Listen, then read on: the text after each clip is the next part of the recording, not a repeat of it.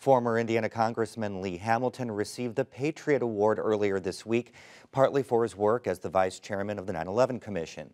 I sat down with Congressman Hamilton to talk about how the world has changed since then and what that means for national security. So I wanted to bring up the new report that you were a part of. It's an interim report on that indicates extremism is even more so a threat than it was 17 years ago, which is the anniversary of 9/11. How has that threat evolved over the years?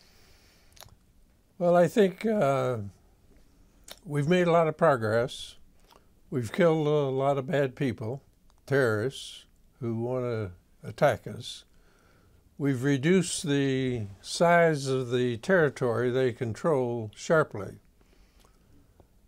But we have not been able to prevent them from growing in number. They've rapidly increased to well over 10,000 now worldwide, and they are active in the last count I saw about 20 countries.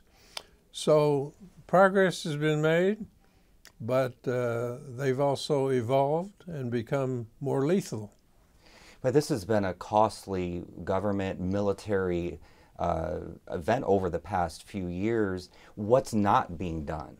So what we want to do here is strengthen the resilience of the fragile states, the incubators of terrorism, and make those societies more resilient and healthier, and thereby reduce terrorists and the number of attacks. That's a formidable task. Yeah, and is that all based on military, or is it more than military? Oh, it's much more than military. We've had several pillars to our strategy. One is to attack. We kill the terrorists. We've been reasonably successful at that, but they keep coming. The second part of it is to protect the homeland, to strengthen our defenses.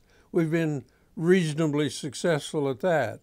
The third pillar of our strategy is to prevent the rise of terrorism. We've not been so good at that, and that's what we're trying to strengthen now. Prevent the causes of terrorism. I wanted to ask you, this was the 17th anniversary of 9/11 this past Tuesday. What always strikes me is how long it took for the media to really understand what was going on, because it didn't seem like it was on anyone's minds that anything that large could happen. Could something to that scale happen again, and is the U.S. ready to be prepared for that? We have to keep our guard up. We can't be complacent. We still have the thought in our minds that these vast oceans, the Atlantic and the Pacific, protect us. That's been true for much of our history. No longer, because those oceans can be jumped. And so we have to continue at all the things I was talking about. You don't complete those jobs. They are generational challenges. So you have to get better striking them militarily. You have to get better in protecting yourselves, evolving strategies to get at you. You have to be prepared for that. And you have to get better at preventing the growth of extremism.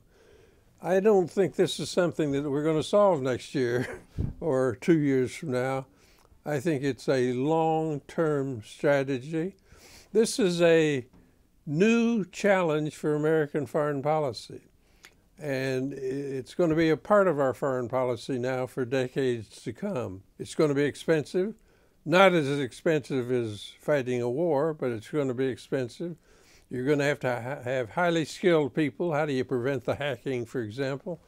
And it's a formidable challenge that we have ahead of us.